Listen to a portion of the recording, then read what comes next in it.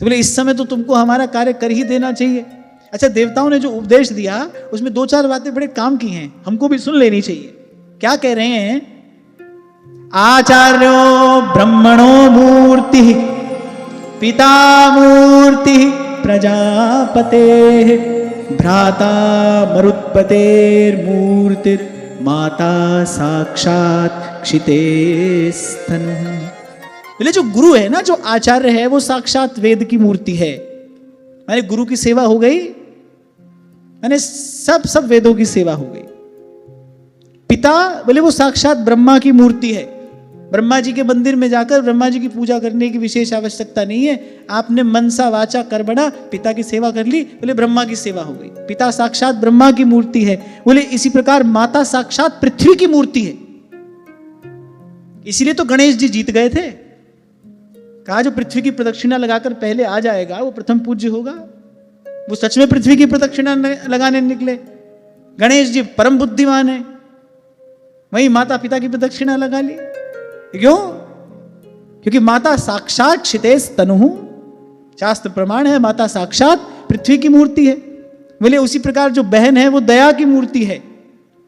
बड़ी अच्छी बात यहां कही, बोले जो अतिथि है ना वो साक्षात धर्म की मूर्ति है। घर में अतिथि आया है, आपने अतिथि की सेवा कर दी, अतिथि को प्रसन्न कर दिया, आपने धर्म पालन कर लिया। इसलिए आज जहां सत्र आरंभ हुआ हमारे यहां लिखा रहता था अतिथि देवो भव, अतिथि देवता का स्वरूप है। इसलिए कल मैंने आपसे कहा था घर में कोई अतिथि आए और उसकी कुछ खाने पीने की इच्छा ना हो तो जोर जबरदस्ती करना तो ठीक नहीं, पर भले एक प्रसाद का कण आप उसके सन्मुख रखिए, आप कहिए कि इसको ग्रहण करके जाइए। अगर अतिथि बिना कुछ ग्रहण किए चला जाए तो फिर साथ आपका पुण्य ले जाएगा। अतिथि का सत्कार होना चाहिए, स्वागत होना चाहिए, सत्कार होना चाहिए। अतिथि देव है, और यहां तो कहा गया अतिथि साक्षात धर्म की मूर्ति है। और फिर देवताओं ने कहा कि सर्वभूतानि चात्मनः, और ये जगत के सब प्राणी बोले सब आत्मस्वरूप ही तो हैं। माने देवताओं ने ऐसा सुंदर उपदेश विश्वरूप को दिया। अपनी बात मनवाने में तो देवता बड़े कुशल हैं। ऐसा सुंदर उपदेश विश्वरूप को दिया, आपके हमारे शब्दों में कहें तो विश्वरूप बिल्कुल कन्विंस्ड हो गए उनकी बात से। अब देखो विपक्षी हैं, विपक्ष के हैं, मना लिया उनको।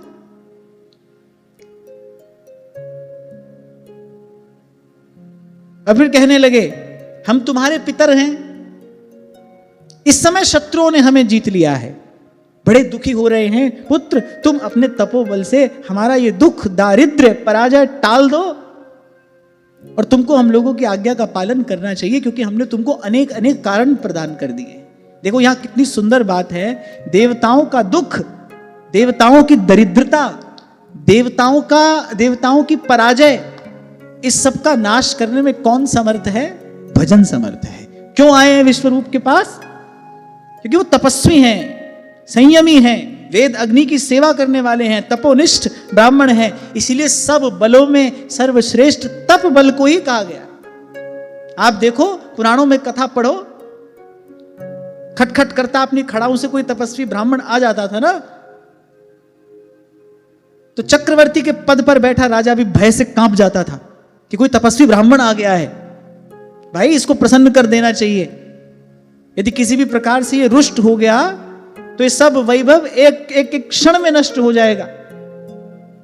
सब बलों में सबसे बड़ा जो बल है वो तप का ही बल है।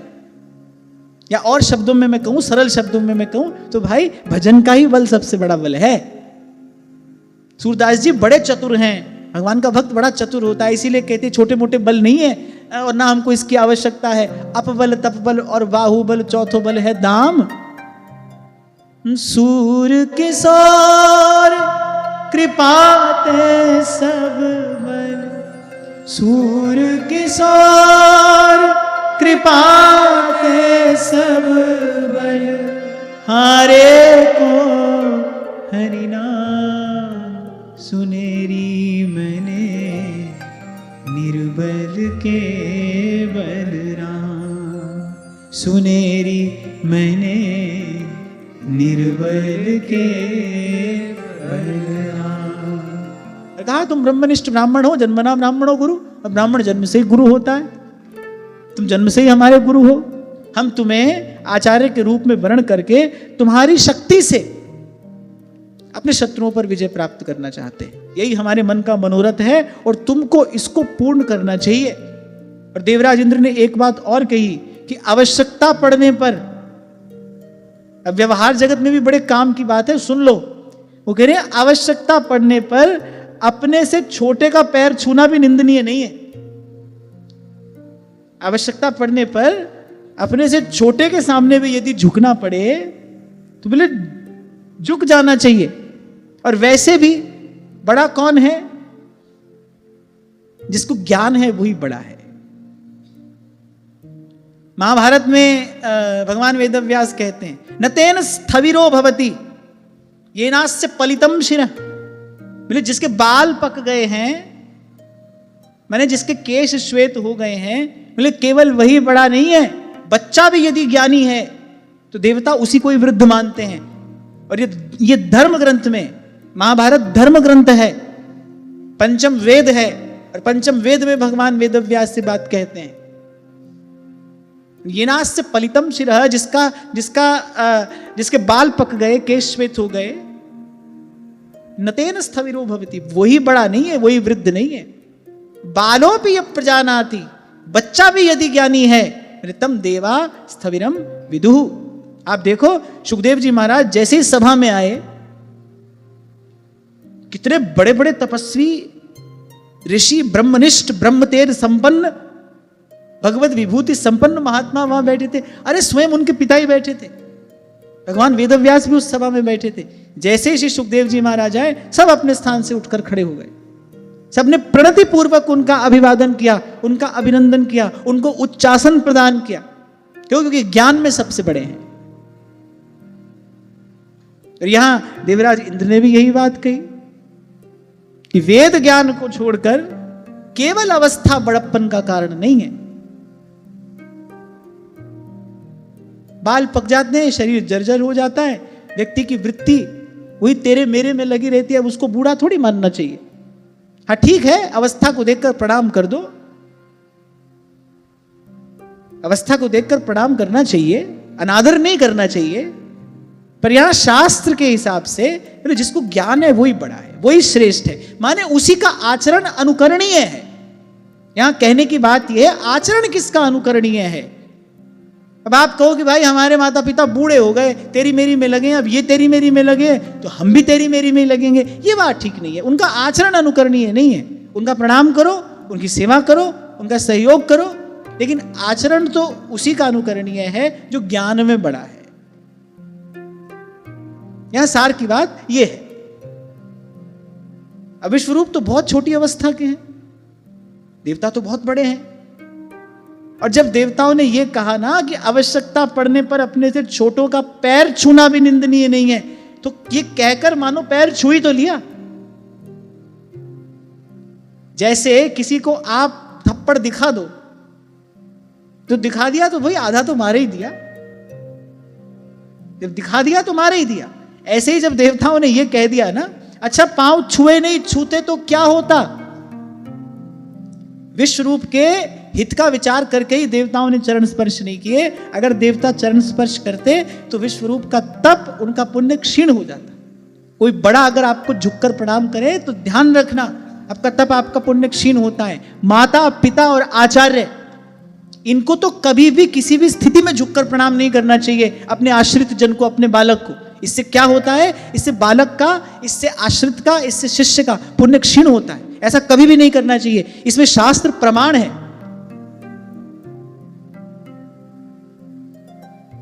माता भी यदि बालक को आदर देने लगे, आदर पूर्वक संबोधन देने लगे, तो इससे क्या होगा, इस बालक का पुण्य क्षीण हो जाएगा। माता को ऐसा कभी नहीं करना चाहिए। किसी स्थिति में पिता ऐसा कर सकता है, पर माता तो कदापि नहीं कर सकती, गुरु तो कदापि कर ही नहीं सकता। गुरु को तो नहीं ही करना चाहिए। गुरु को तो सदा आशीर्वाद देना ही चाहिए। गुरु भीतर से बहुत प्रसन्न हो जाए, शिष्य का कोई गुण देखकर आनंद से भर जाए, तो भी उस स्थिति में मान लो मन में इच्छा हो और कोई सच्चा साधक होगा, कोई सच्चा साधक होगा तो उसके मन में तो इच्छा होगी कि भाई ये तो प्रणम्य गुण है, इसको प्रणाम कर ही लेना चाहिए। आप हमारे महाप्रभु को देखिए, एक क्षण नहीं लगाया उन्होंने विठल दास जी को कहने में, तेरी पहचान ते मोकू श्यामा जो बड़ो सुख देते, कह दिया।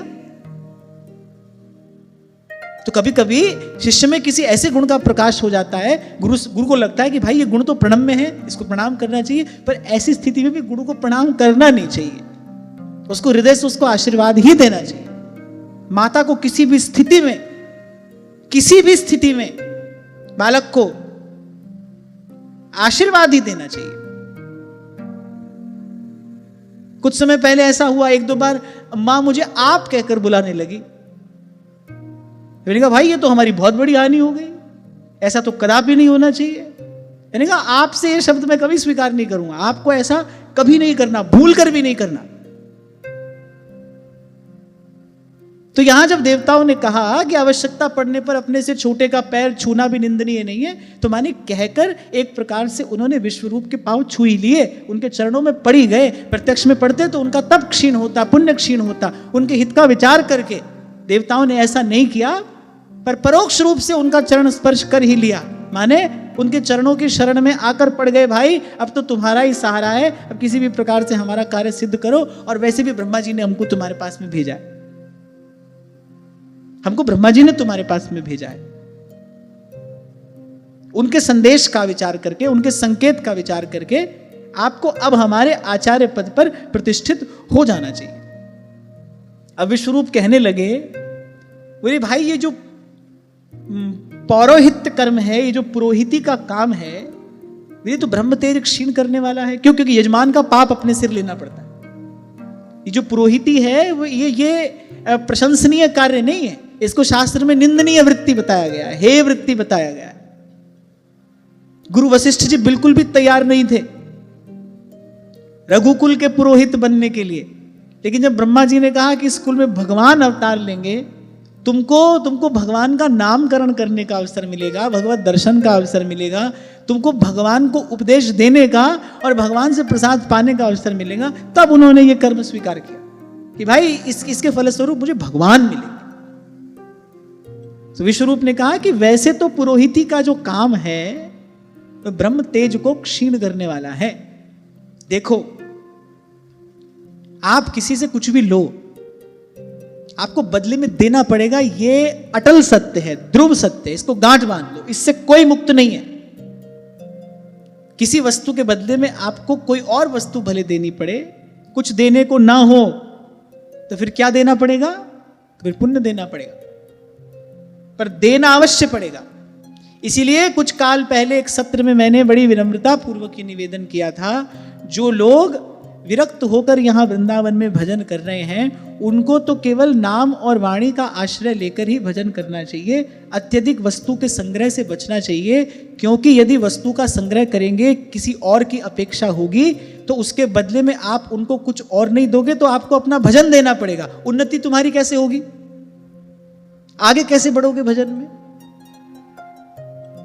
प्रकट सेवा आदि का विधान तो गृहस्थ व्यक्ति के लिए है, जो कमाता है उसको भाई अपने अपने अर्जित धन से संत गौ ब्राह्मण गोविंद की सेवा करनी ही चाहिए, ये तो उसका धर्म है।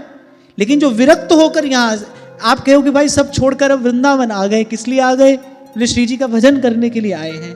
आप यदि सब त्याग के वृंदावन में आए हो और आप यहाँ विरक्त होकर, विरक्त वृत्ति से, विरक्त होकर माने विरक्त वृत्ति से, मैं ये नहीं कह रहा हूं कि आप एक विशेष प्रकार का वेश धारण करके ही भजन कर रहे हो, पर अगर विरक्त वृत्ति से भजन कर रहे हो, फिर तो भाई उत्तम उपयुक्त यही है कि नाम और वाणी का आश्रय लेकर हमारे पूर्वाचार्यों की जो रहनी है, उनकी जो परंपरा है, उसी के अनुसार यहां रहकर भजन करना चाहिए।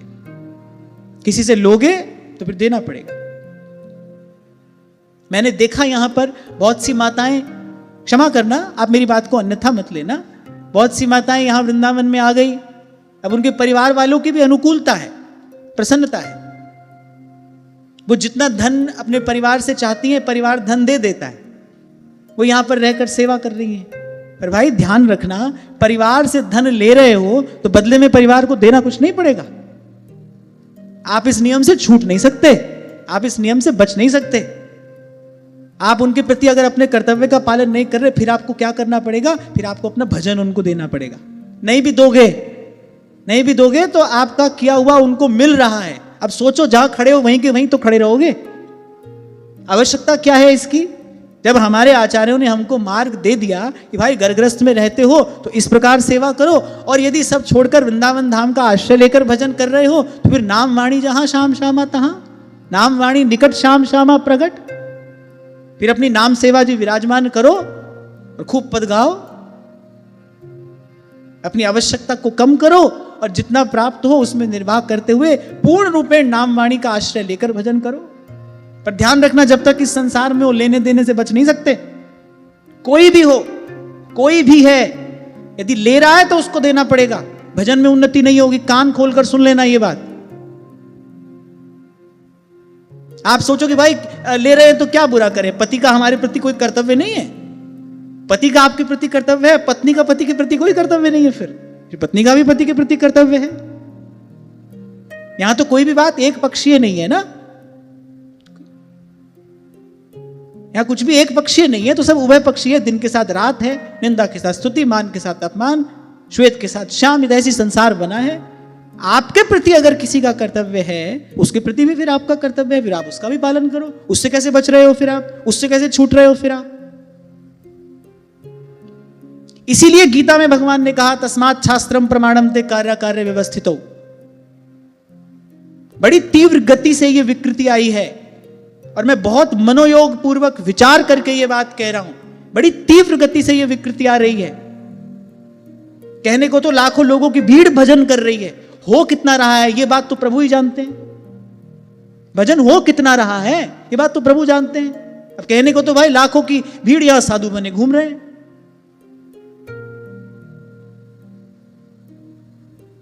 कल ही मैं आपसे कह रहा था ना कि किसी ने मुझसे कहा, बोले अब आप साधु हो गए क्या? मैंने कहा नहीं भाई, अभी तो मुझ में इतना साहस आया नहीं है।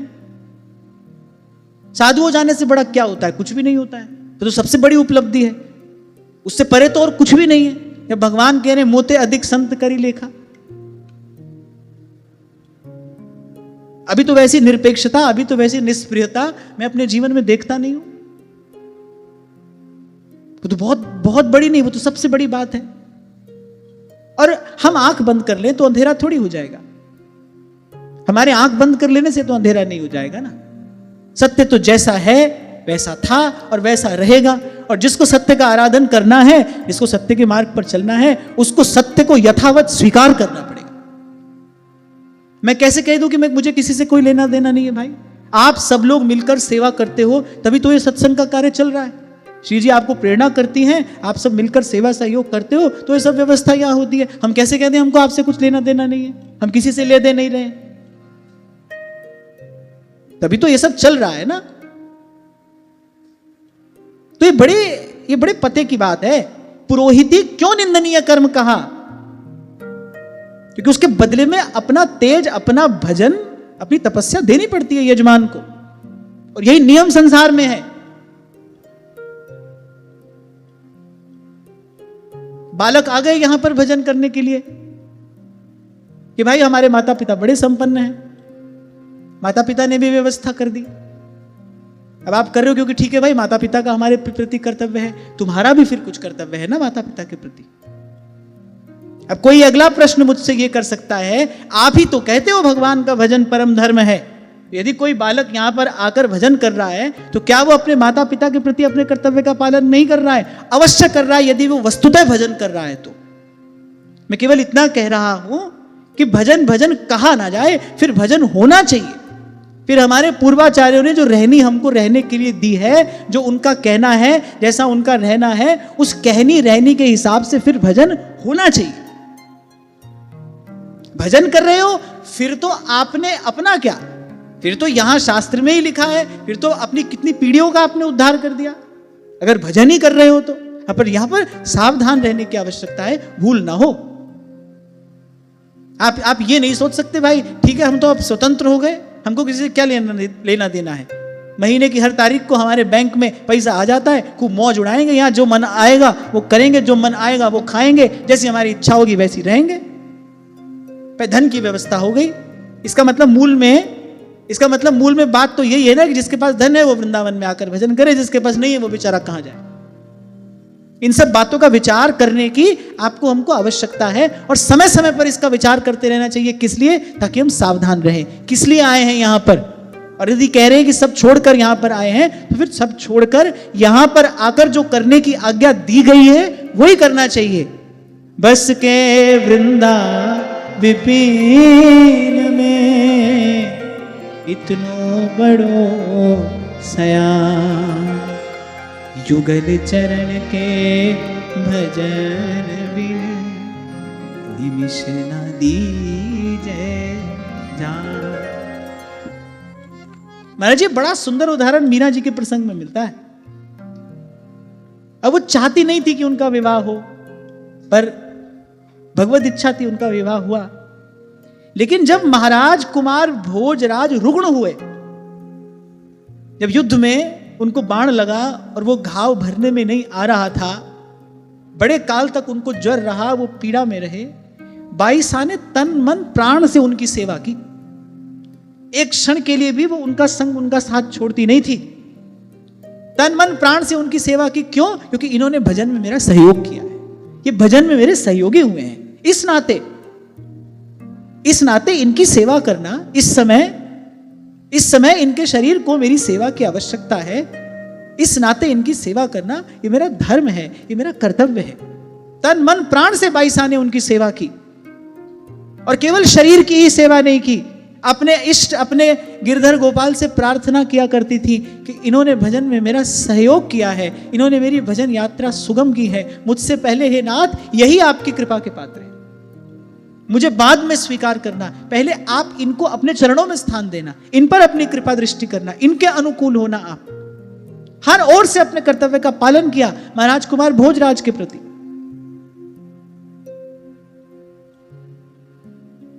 अरे भाई, मैं तो ये कहता हूं, किसी ने प्यास लगने पर आपको एक गिलास पानी भी पिलाया है ना। मान लो एक समय ऐसा था, आपको प्यास लगी थी, किसी ने आपको पानी पिलाया, उस समय यदि आपको पानी नहीं मिलता तो आपके प्राण चले जाते। उस समय यदि उसने आपको पानी पिलाया है ना, उसके बाद आप उसको समुंदर भी दे दो, आप उस एक गिलास जल का ऋण नहीं उतार सकते। आपने भले उसको कुछ भी दे दिया, पर उसने समय पर आपकी प्राण रक्षा की है, उसका ऋण चुकाया नहीं जा सकता।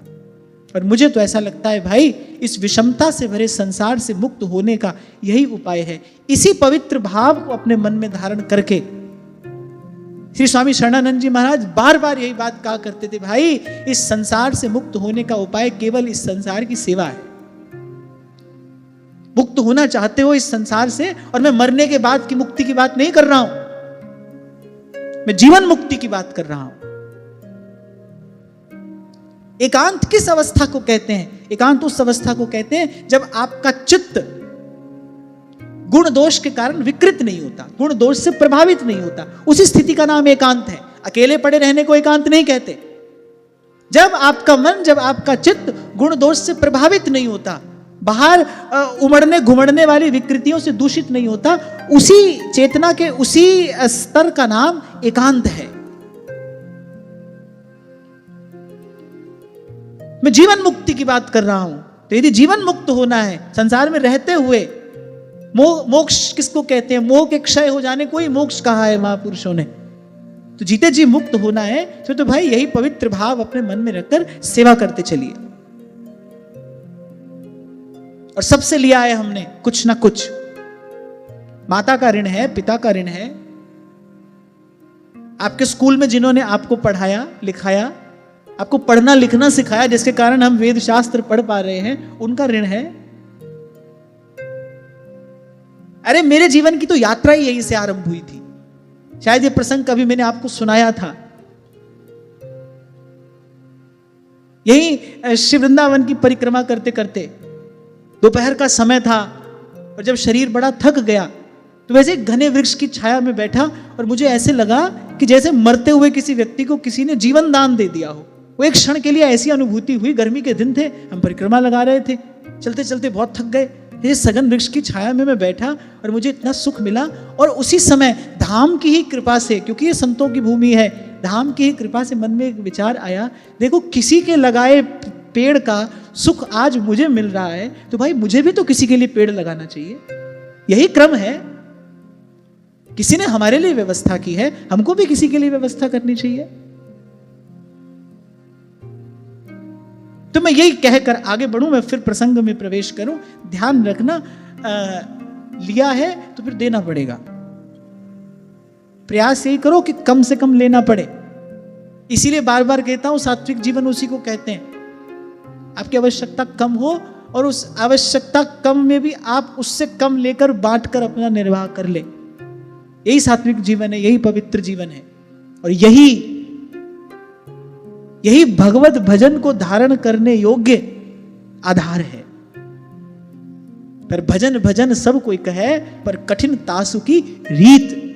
तभी श्री नागरीदास जी महाराज कहते, खरो ही कठिन है भजन ढिंग ढरबो।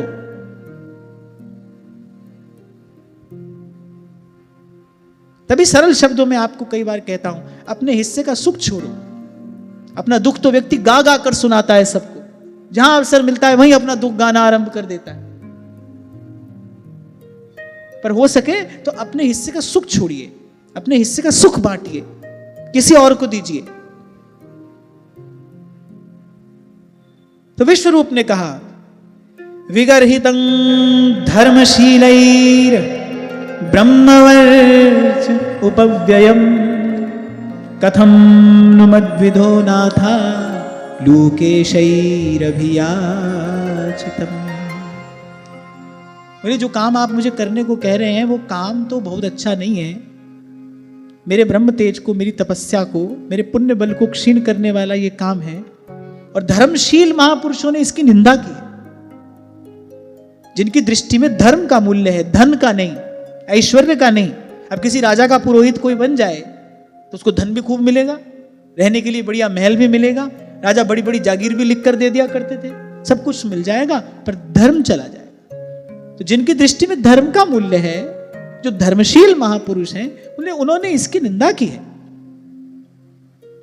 पर आप लोकेश्वर होकर, इंद्र कौन है? लोकेश्वर हैं। बोले, आप लोकेश्वर होकर इस प्रकार विनम्र होकर मुझसे प्रार्थना कर रहे हैं। आप अतिथि भी हैं, आप अभ्यागत भी हैं, आप देवता भी हैं, आप पितामह की आज्ञा भी पाकर आए हैं। इन सब बातों का यदि मैं विचार करूं तो मैं आपको ना भी नहीं कह सकता। पहली बात तो आप लोकेश्वर हैं, फिर अतिथि बनकर आए हैं, फिर इतने बड़े होकर भी आप, मैं अवस्था में आपसे बहुत छोटा हूं, आप मुझसे बड़ी विनम्रता पूर्वक प्रार्थना कर रहे हैं। पितामह ने आपको भेजा है तो मैं आपको कोरा जवाब कैसे दे सकता हूं भाई? माने मैं सीधे सीधे आपको ना कैसे कह सकता हूं? आपकी आज्ञा का पालन करना, बोले इस समय तो मुझे यही उचित प्रतीत हो रहा है, माने ये कार्य मैं करूंगा।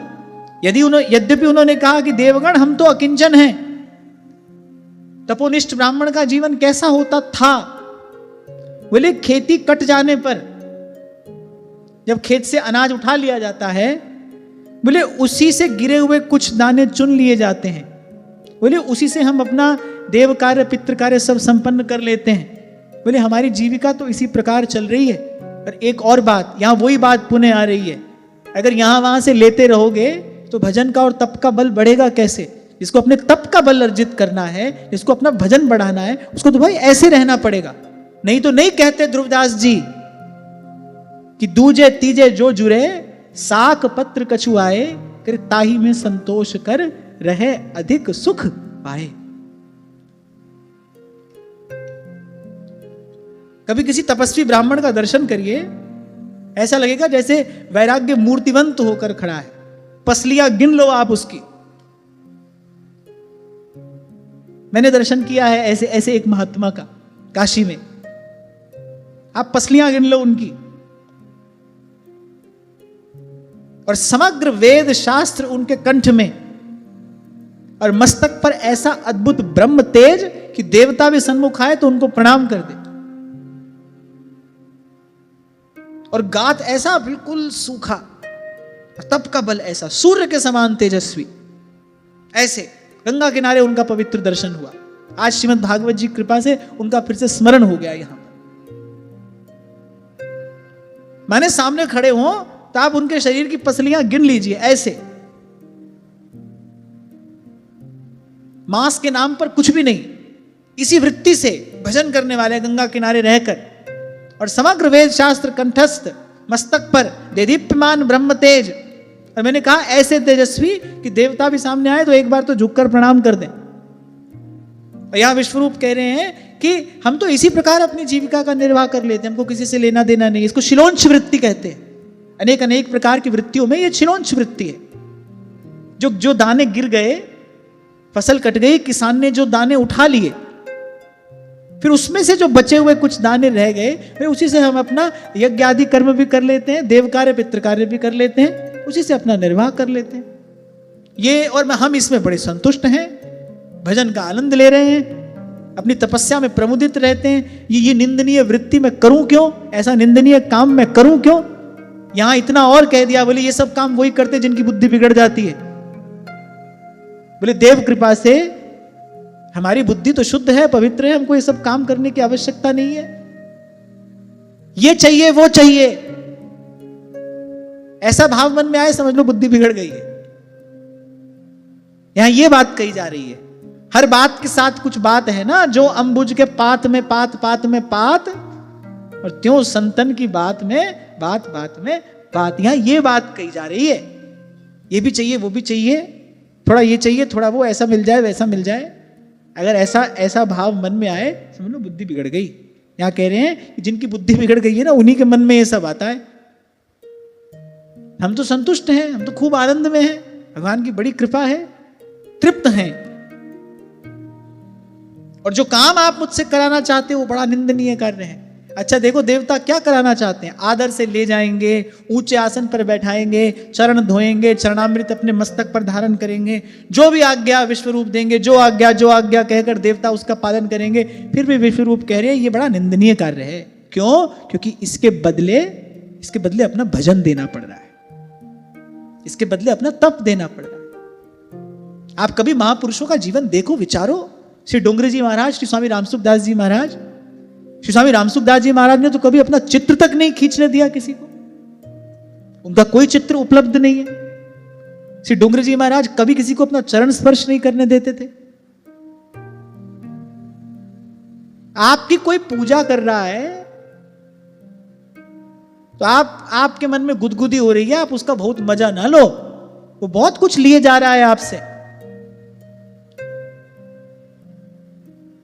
इसीलिए कल आपसे मैं कह रहा था, गुरु तो भाई केवल भगवान ही है, वो ही समर्थ हैं। बड़ा प्रिय है मुझे ये प्रसंग। राजसूय यज्ञ में जब पूछा गया कि किसकी अग्र पूजा होनी चाहिए, सब फुदक रहे थे। शिशुपाल तो बहुत ही चिल्ला रहा था, पर जो बुद्धिमान थे ना, जिनको तत्व का ज्ञान था, जो पढ़े लिखे लोग थे, जिनकी बुद्धि शुद्ध सात्विक पवित्र थी, जो वस्तुतः तत्व के ज्ञाता थे, उन्होंने कहा पूजा के योग्य केवल भगवान हैं, पूजा के योग्य केवल वासुदेव हैं। जहां वासुदेव विराजमान हो वहां केवल उन्हीं की पूजा होनी चाहिए। अग्र पूजा का अधिकारी कौन है, यह प्रश्न था। जहां श्री कृष्ण विराजमान है वहां उनके अतिरिक्त किसी की पूजा नहीं होनी चाहिए। फिर मैं सोचता हूं कृष्ण कहां विराजमान नहीं है, वो स्वयं ही कह रहे हैं, बोले भाई हमको देखो मत देखो, हम हैं तो सही। हाँ, जो देख लेता है भगवान ने कहा वो महात्मा दुर्लभ है। वासुदेव सर्वमिति समहात्मा सुदुर्लभ। पर है तो सब जगह, और जब वो सब जगह है तो भाई पूजा के अधिकारी तो वही हैं। वही तो एक ऐसे हैं, उनसे जितना ले लो उनके यहां कोई कमी नहीं पड़ती। बाकी सबको देने में क्यों भय लगता है, भाई देंगे तो घट जाएगा। किसी के पास कितना ही तपोबल क्यों ना हो, पर कुछ देगा तो घटेगा ना, क्योंकि सीमित है। भगवान अनंत है, लेते जाओ उनका कुछ नहीं घटता है। वो अनंत काल से दे ही रहे हैं, वैसे के वैसे, जो के त्यों। इसीलिए भगवान है अनंत रूप रूपाय विष्णवे प्रभ विष्णवे।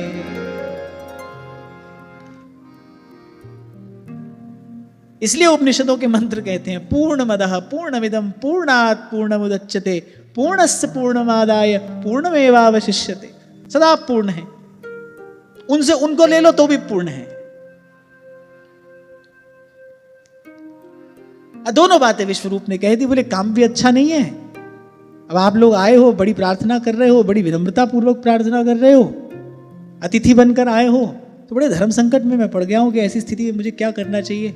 अब ऐसी स्थिति में धर्म का ही पालन करना चाहिए। आप अतिथि बनकर आए हो, अतिथि देव है, देव का सत्कार धर्म है, इसलिए आप जो मनोरथ अपने मन में लेकर आए हो उसको मैं पूर्ण करूं।